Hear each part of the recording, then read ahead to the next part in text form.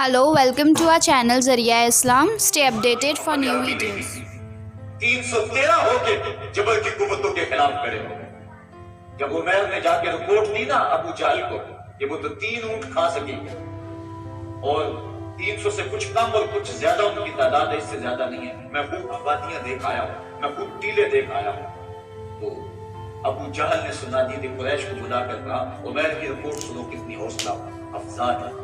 सुबह लड़ाई की नौबत नहीं आएगी, सुबह तो दसियां इकट्ठी करो, चकड़ चकड़ के मुसलमानों को ऊंटों की पुश्तों पे बांध लेंगे और फिर सेने हरम में जाके काबा की दीवारों के साथ बांध देंगे।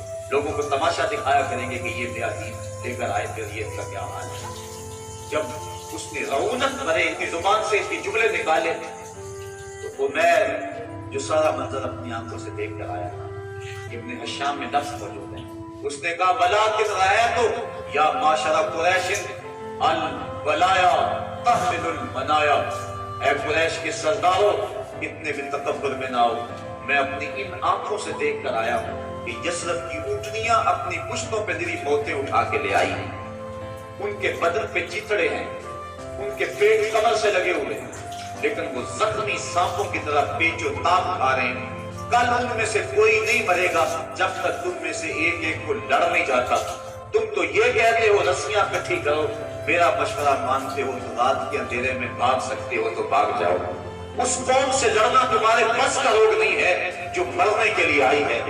इतनी बड़ी कुव्वत को देखकर उनके सीने में खौफ पैदा नहीं हुआ, बल्कि आप जानते हैं बदर की तारीख गवाह है कि 2 घोड़े थे। एक रिवायत में सिर्फ एक घोड़ा था, 6 सिरहें थी, 8 तलवारें थी, 70 ऊंट थे, और जिनके पास तलवारें नहीं थी उन्होंने खजूरों के डंडे तोड़ लिए और हवाओं में लहराने शुरू कर दिए।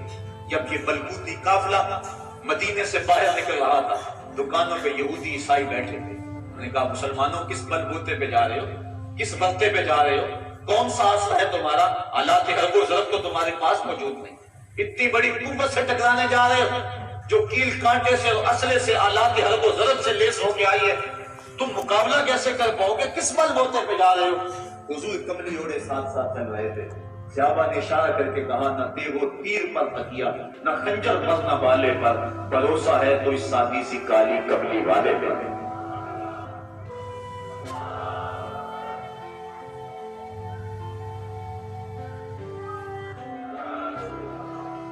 अब उस माहौल में जब कि कुफ्फार पूरा लाओ लश्कर लेके आए और अबू जहल ने कहा ऐलान कर दो लना उस्सा वला उस्सा लकुम, ये उनके बुत का नाम है। हमारे पास उस्सा है, तुम्हारे पास उस्सा है।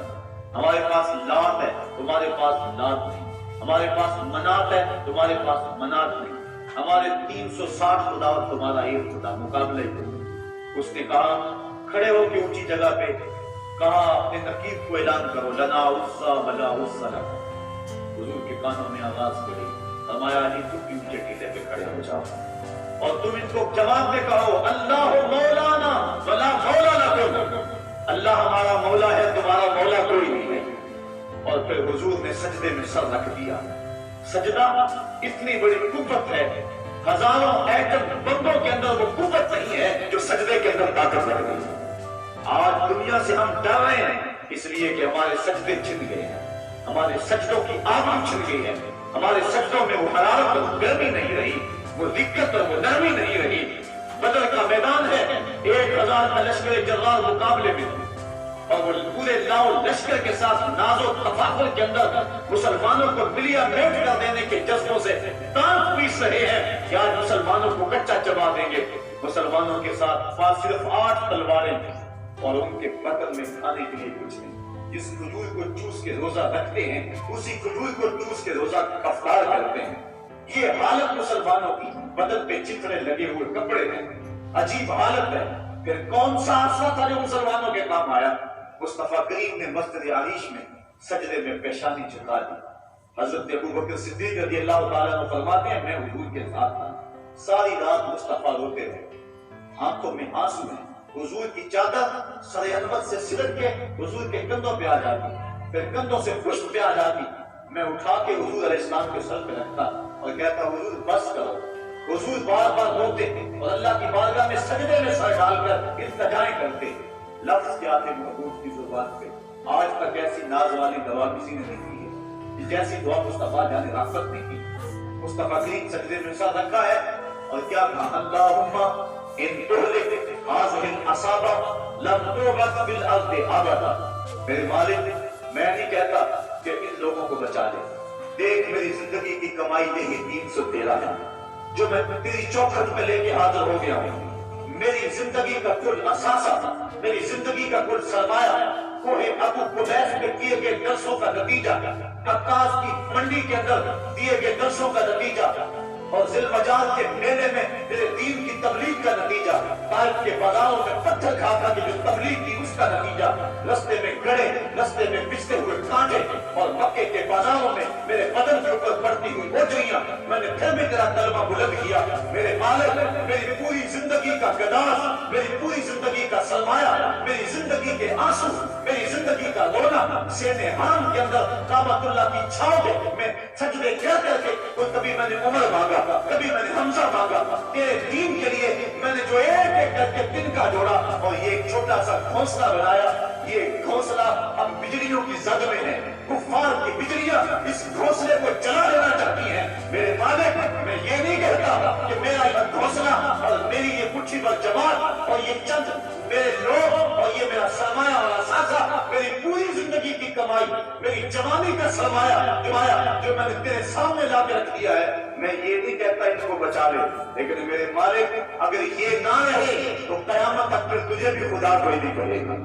ان تہلک ہذہ العصابہ لم تعبد فی الارض ابدا.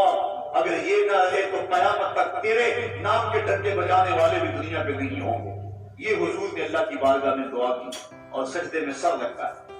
حضور علیہ السلام کی آنکھوں میں اشک جاری ہے، سجدے سے قوت حاصل کی جا رہی ہے. دشمن کے مقابلے میں مصطفیٰ کریم سجدے میں سر رکھ کے اللہ سے آرزو کر رہے ہیں. حضرت سیدنا صدیق اکبر فرماتے ہیں اچانک حضور نے سر اٹھایا.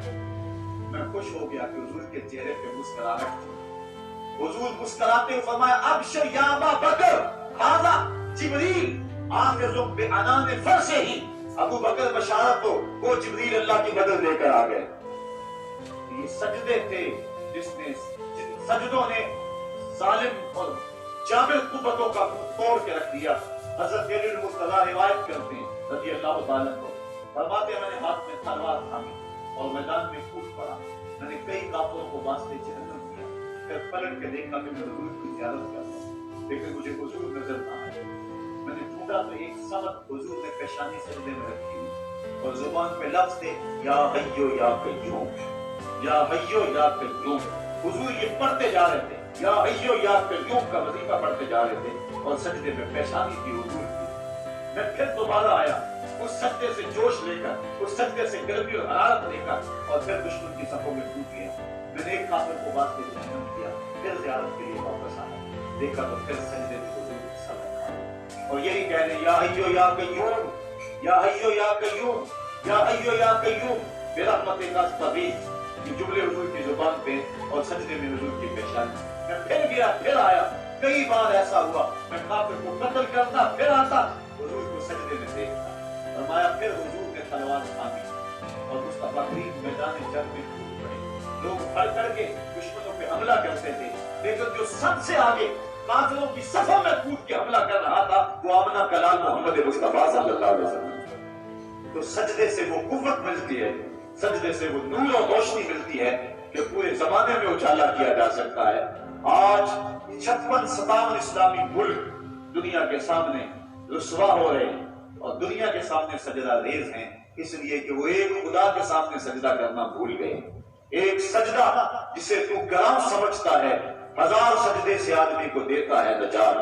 آؤ اس کے حضور جھکو، اس کے حضور جھکنے والا کسی کے آگے نہیں جھکتا. سجدہ اس کو قوت دیتا ہے. تو راز خود فقاں ہے، اپنی آنکھوں پر عیاں ہو جا. خودی کا راز نہ ہو جا، خدا کا ترجمہ ہو جا. خودی میں ڈوب جا غافل، یہ سر زندگانی ہے.